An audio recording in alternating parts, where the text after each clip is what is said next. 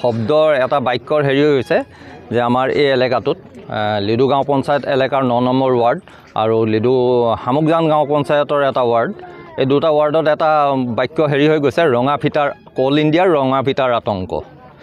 ইয়াত কি হ'ল যে আজি কিছুদিনৰ পৰা ইয়াত ডাম্পিং গ্ৰাউণ্ড এটা কৰিছে, কয়লা খানিবলৈ গৈ যি ওপৰৰ মাটিখিনি পেলাব লাগে সেই পেলোৱাৰ জাগা তেওঁলোকে বিচাৰি আহি এই গাঁওখনৰ ওপৰতে পেলাবলৈ আৰম্ভ কৰি দিছে।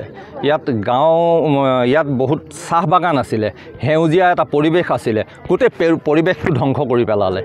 তাৰপিছত তেখেতলোকে শেষত আহি পেলাই যিবিলাক পাহাৰত আজি বহু বছৰৰ পৰা কিছু মানুহ বসবাস কৰি আছিল তেওঁলোকক ঘৰৰ ওচৰলৈকে, আপোনালোকে নিশ্চয় ইয়াৰ ফটো কপি ল'ব, তো ঘৰৰ ওচৰলৈকে ডাম্পিং কৰিছে, ঘৰৰ কিনাৰত আহি পাথৰবিলাক পৰিছে।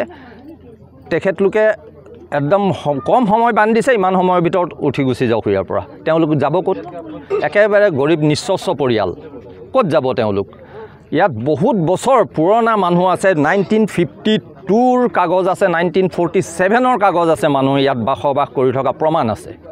তাৰপিছতো কোল ইণ্ডিয়াই জবৰদস্তি কৰি উঠাইছে। 2021 চনলৈকে ইয়াত চৰকাৰে খাজানা লৈ আছিলে, হঠাৎ কি হ'ল নাজানো, তেওঁলোকে চৰকাৰে খাজানা লোৱাটো বন্ধ কৰি দিলে। 21ৰ পৰা একেবাৰে বন্ধ কৰি দিছে।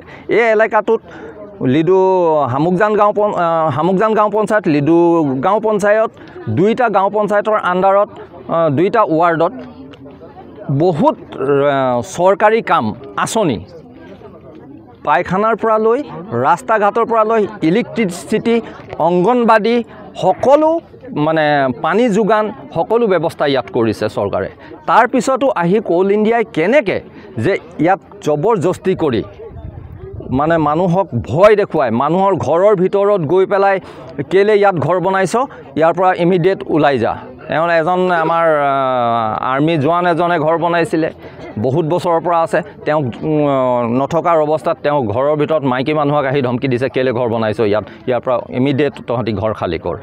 এনেকুৱা এটা আতংকৰ পৰিস্থিতিৰ সৃষ্টি হৈছে। এই বিষয় লৈ আমি চৰকাৰক, মহকুমা প্ৰশাসনক, তাৰপিছত কোল ইণ্ডিয়াৰ লগতো আমি আলোচনাত বহিছোঁ, কিন্তু কোল ইণ্ডিয়াই কোনো পাত্তা নিদিয়ে। আমি আলোচনাৰ কাৰণে আমাৰ প্ৰতিনিধি যিসকল গৈছিলে তেওঁলোকক অফিচৰ পৰা গতিয়াই উলিয়াইছে, মানে বেয়া শব্দ ব্যৱহাৰ কৰিছে আৰু গেট আউট বুলি কৈ উলিয়াই পঠিয়াইছে। সেইদিনাখন আমি যোৱা সোমবাৰ আছিল, সেইদিনাখন আমি হেৰি কৰিলোঁ, তাত ধৰ্ণা কাৰ্যসূচী কোল ইণ্ডিয়াৰ অফিচৰ সন্মুখত কৰিলোঁ।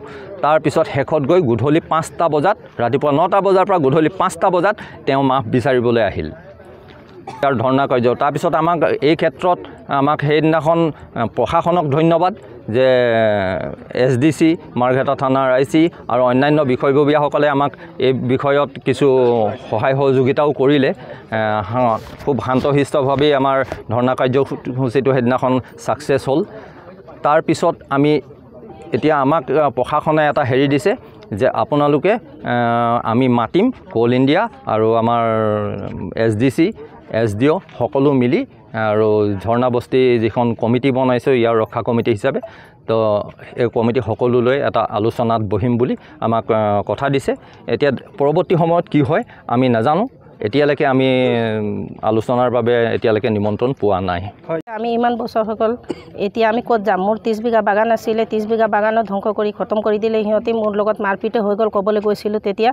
তাৰপিছত মোক ক'লে, মই কেছ দিবলৈ গৈছিলোঁ, তাৰপিছত কেছ দিবলৈ যোৱা টাইমত ইহঁতে মোক মাতিলে, যাবলৈ দিয়া নাই। পঞ্চায়ত অফিচত লৈ কিনি ইহঁতে মোক মিটিং কৰালে, ক'লে আপোনাক যিমান ক্ষতিপূৰণ আছে এইটো দি দিম বুলি কিনি কৈছে। তাৰপিছত কাপোৰৰ ফালিলে, মই ক'লোঁ মই যাম থানাত, তো মোক ক'লে যাব নালাগে, আপোনাক যিমান ক্ষতিপূৰণ আছে মই দি দিম বুলি কিনি ক'লে।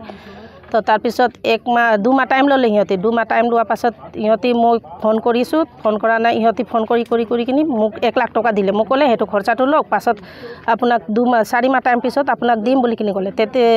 তাৰপিছত এনেকুৱা কৰি 1 বছৰ লগাই দিলে, 1 লাখ টকা দিলে, মাত্ৰ 2 লাখ টকা দিলে। 30 বিঘা বাগান খতম কৰিলে।